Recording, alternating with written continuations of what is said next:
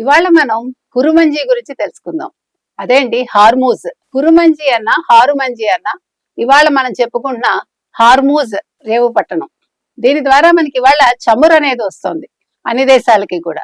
కానీ మనకి సాహిత్యంలో ఈ హార్మూజ్ ఆర్ కురుమంజి గురించి చాలా వర్ణనలు ఉన్నాయి. ముఖ్యంగా మనకి కాకతీయుల కాలంలో కావచ్చు, లేదు శ్రీకృష్ణదేవరాయల కాలంలో మనకు అక్కడి నుంచి మేలుజాతి అశ్వాలు వచ్చేవి. అవి కూడా ఈ హార్మూజ్ రేవుపట్నం మీదుగానే మనకి దిగుమతి అయ్యేవి.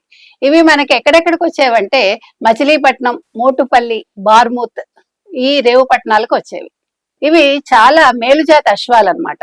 చాలా ఎత్తరిగా ఉండి ఇవి యుద్ధంలో చాలా నైపుణ్యాన్ని ప్రదర్శించేవి ఇవి. అదే విధంగా మనకి ఏనుగులు కూడా.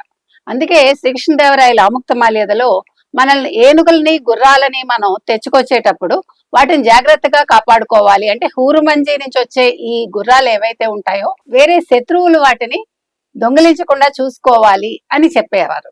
అదే విధంగా శ్రీనాథుడు కూడా ఆయన హరవిలాసంలో చెప్తారు. అవచి తిప్పయ్య శెట్టి అనే ఆయన ఈ హూరుమంజి నుంచి ఆయన వ్యాపార నిమిత్తం కొన్ని వస్తువులు తీసుకుని వచ్చేవారట. అందులో ఈ మేలుజాతి హూరుమంజి సొగసు కైవడి బారువారముల్ అంటే హూరుమంజి నుంచి వేగంగా పరిగెత్తే గుర్రాలని తెచ్చేవాళ్ళుట. అదే విధంగా ఆయన పర్షియా నుంచి మనకి పన్నీరు, తర్వాత బాదం, పిస్తా ఇలాంటివన్నీ, ఖర్జూరం ఇలాంటి డ్రై ఫ్రూట్స్ ఇవన్నీ కూడా ఆ రోజుల్లో మనకి హార్మూజ్ అని చెప్పుకునే హూరుమంజి నుంచే వచ్చేవిట. చాలా చిత్రంగా ఉంది కదా. అంటే మనకు తెలియని అంశాలు ఎన్నున్నాయో మన సాహిత్యంలో మనకు తెలుస్తుంది. అదే విధంగా పట్టు వస్త్రాలు కూడా మఖమల్ అంటారు చూడండి. ఆ మఖమల్ వస్త్రాలు కూడా మనకి హూరుమంజి ద్వారా, అంటే ముఖ్యంగా తర్వాత పర్షియన్ నుంచి, అంటే ఇవాళ ఇరాన్ అన్నమాట, అక్కడి నుంచి మనకు వచ్చేవి. కాబట్టి మన సాహిత్యంలో మనకి హూరుమంజి గురించి చదివితే మనం చాలా ఆనందం వేస్తుంది. మనకి వాళ్ళతోటి ఉండేది ఒక్క చమురు రవాణా మాత్రమే కాదు, అంతకు మించి ముఖ్యంగా ఈ ముత్యాలు అనేవి కూడా మనకి అక్కడి నుంచే వచ్చేవిట. ఆణిముత్యాలు అంటాం చూడండి. ఇక మన కవులు కూడా ఆణిముత్యాలు అని వర్ణిస్తారు. అంటే రాణులు ఇలాంటి ముత్యాలు, తర్వాత ఈ పన్నీరు వాడేవాళ్ళు. అలాగే రాజులు కూడా ఆ రోజుల్లో మీకు తెలుసు ముత్యాల హారాలు బహుమతిగా ఇచ్చేవాళ్ళు, ముత్యాల హారాలు ధరించేవాళ్ళు. ముత్యాలకి చాలా విలువ ఉంది.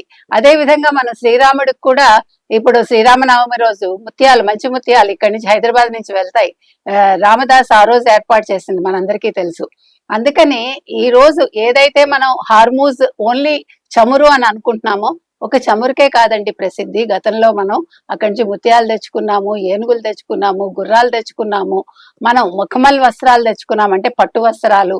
ఇట్లా చాలా వాటికి హార్మూజ్ అనేది ఒక వేదికగా మారింది మనకంటే. అక్కడి నుంచి మనకి రవాణా మార్గం ఉండడం వల్ల మనం పర్షియా తోటి, తర్వాత అరేబియన్ కంట్రీస్ తోటి మనం వ్యాపారాలు చేసుకోగలిగే వాళ్ళం. సో ఇది చాలా ఆనందకరమైన అంశంగా నేను భావిస్తున్నాను.